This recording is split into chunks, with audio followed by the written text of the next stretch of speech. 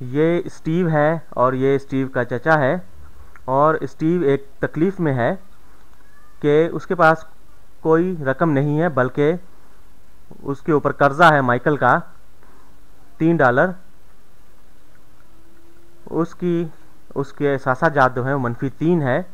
तो स्टीव का चाचा चाहता है कि कम से कम इसका दौलत जो है, सासाजात जो है, सिफर हो जाए, उसका कर्जा उतर जाए। उसकी तकलीफ़ को कुछ कम करना चाहता है, और वो चाहता है कि स्टीव का सासाजात जो हैं वो दोबारा सिफर पर आ जाएं।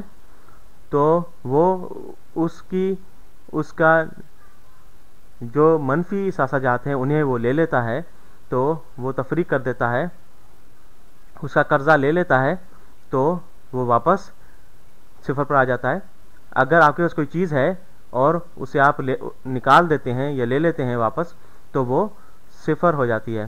ठीक ठीक अगर कर्जा है उसे आप वापस ले लेते हैं तो वो दोबारा सिफर हो जाएगा।